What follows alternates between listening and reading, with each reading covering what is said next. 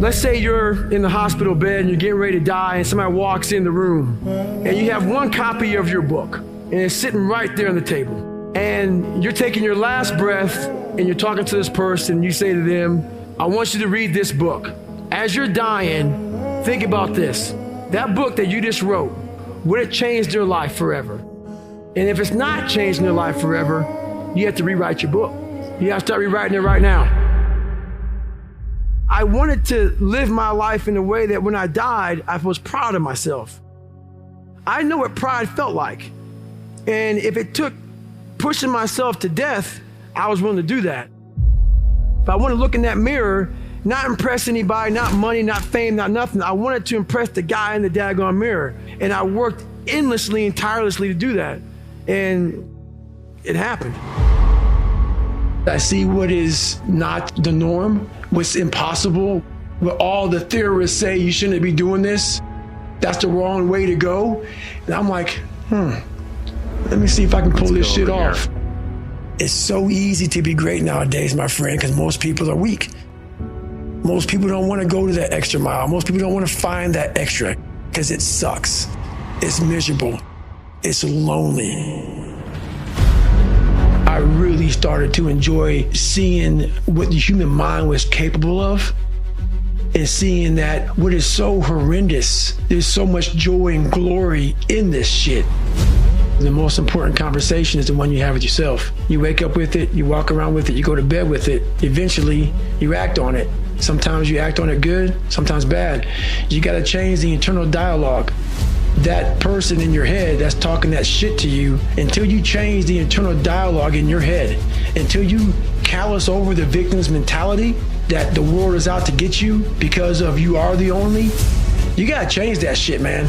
I get that mentality. I once had that mentality that no one understands what the f I'm going through. And if you keep that mentality, you're gonna stay in the same exact spot that you're in.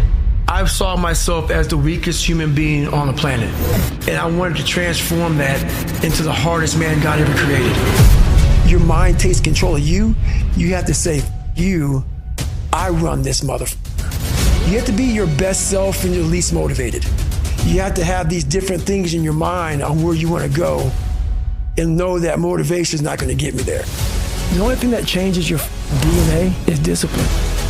If you can get through to doing things that you hate to do, on the other side is greatness. You have to be willing to fail 100 times to succeed once. And if you're not willing to do that, man, you're not going to even get a fraction of what you're looking for. There's a new bar that you must always set in your life. And once you become complacent and you become civilized, you've arrived, you're no good for anybody.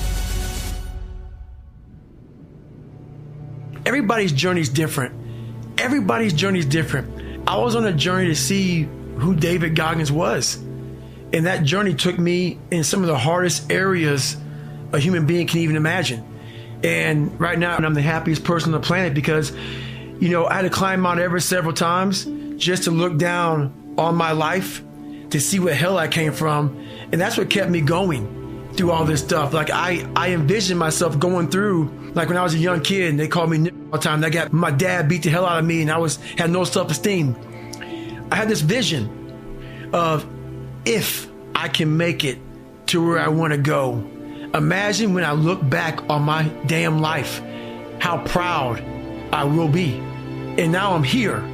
I'm able to look back on this life I lived that many people will never understand because why? When you're passionate, they think you're crazy.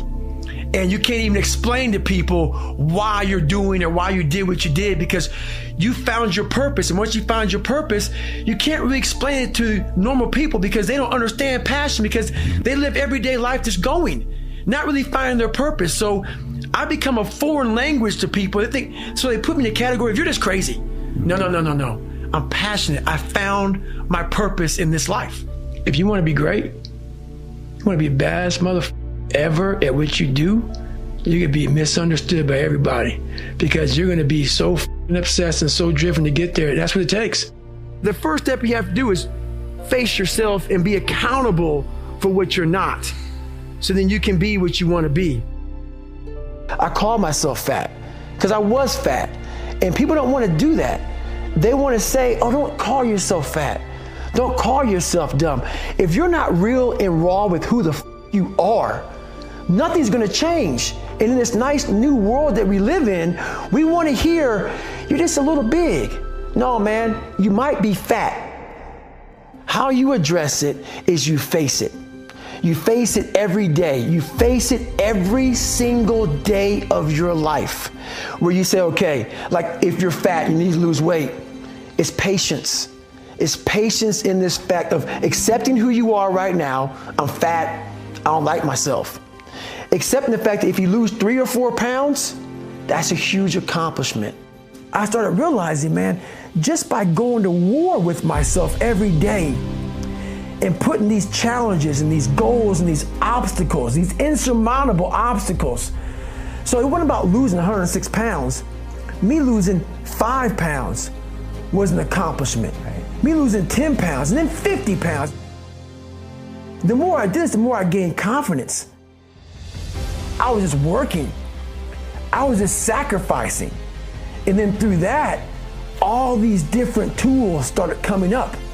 But I would have never found these tools if I didn't put myself in a very uncomfortable place. We all look for toughness. We all want it, but we look for it in a comfortable environment. You will not find toughness in a comfortable environment. Those of you who are listening to this, whoever hear this, you will not find it. I was trying to look for it everywhere. The only way you find it is to drown yourself in a position where you're just out of sorts, where you can't swim and you're drowning. Where you're drowning. You're drowning in life. But you say, you know what, man? I'm gonna figure out how to backstroke or something. When you quit, your mind says, we're done. So it doesn't expand. There's no expansion when you quit. When you say, you, this sucks, I'm drowning, I'm miserable, I'm suffering, I'm broken, but I'm not going anywhere. What happens to your mind is it does this. It says, he's not leaving. So we gotta expand. We gotta grow. We gotta figure this thing out. We're only 1% away from true greatness. There's a big difference between 99% and 100. I always thought that I was given 100%. I wasn't. But I was only 1% from making that money, from being where I want to be, from having everything in life that I've ever dreamed of. But it's that 1% that we sleep on. It's that 1% that we wake up in that morning, we're like, you know what? Not today, maybe tomorrow. Well, guess what? That's why it's so easy to be great nowadays, because most motherfuckers are weak. And if all you do is when you are trying to hit that motherfucking snooze button on life, not in the morning, on life, just know this, all the it takes is thinking about all those weak motherfuckers who are taking a day off.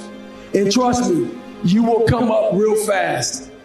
Like I say, it's easy to be great nowadays because motherfuckers are just weak, very soft.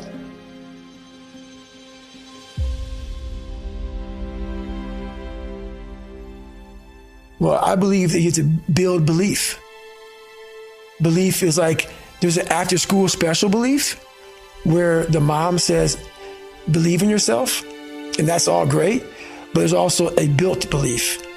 And the built belief is one where you are constantly, like for me, I came from a bad place.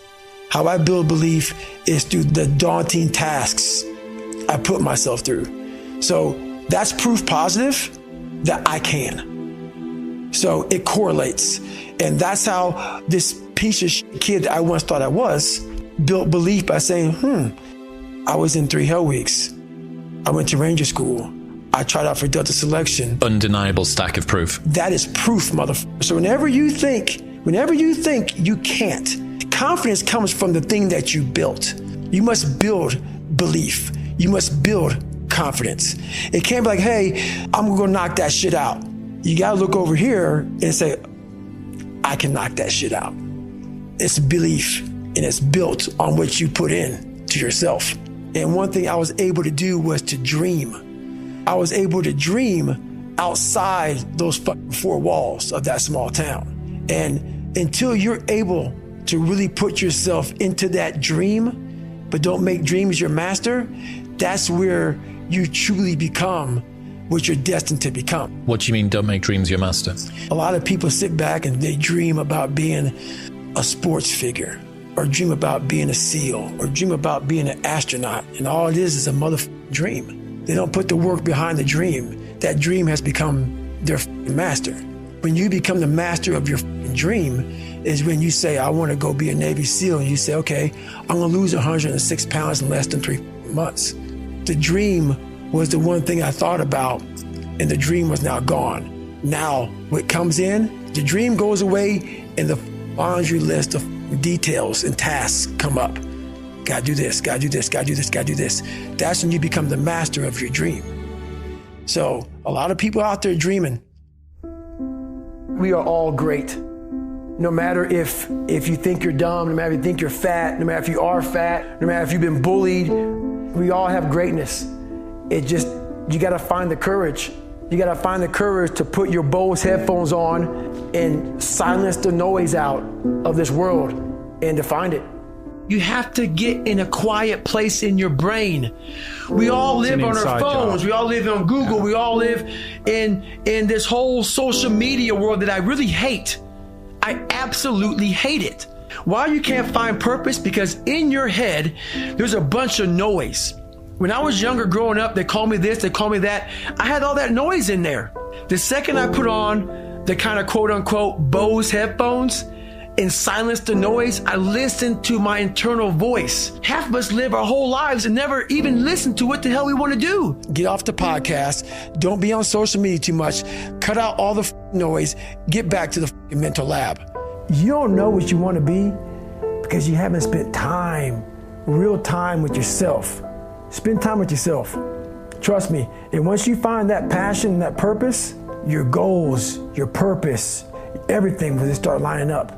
And then you'll find the courage to start that journey. You have to believe that you are here on this earth for a reason. And if you don't believe that you're here for a reason, your life will seriously hurt. And I start looking at my life and all the shit I went through as God put me, some God, whatever you believe in, put me here to go through this.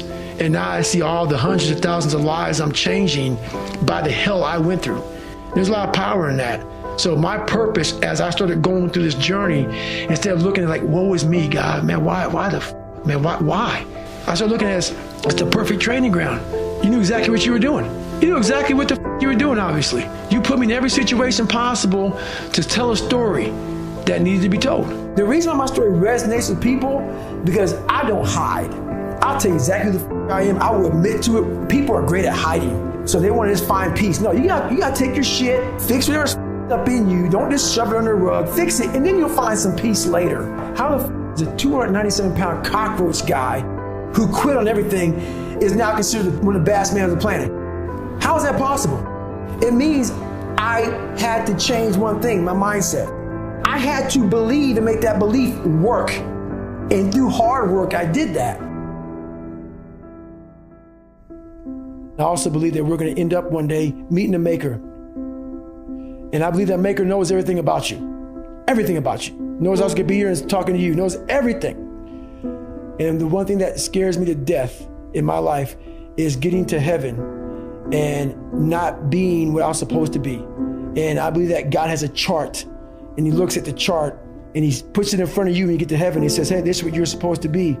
And one of my biggest fears in life was to see that chart and not have every block checked off. You know, I want to make sure that I'm constantly pursuing whatever it is I'm pursuing, just constantly grinding myself into a fine powder. That's my purpose now, to continue to push myself so others can see what is possible. Let's say you're in the hospital bed and you're getting ready to die, and somebody walks in the room and you have one copy of your book and it's sitting right there on the table. And you're taking your last breath and you're talking to this person. You say to them, I want you to read this book. As you're dying, think about this. That book that you just wrote, would it change their life forever? And if it's not changing their life forever, You have to rewrite your book. You have to start rewriting it right now.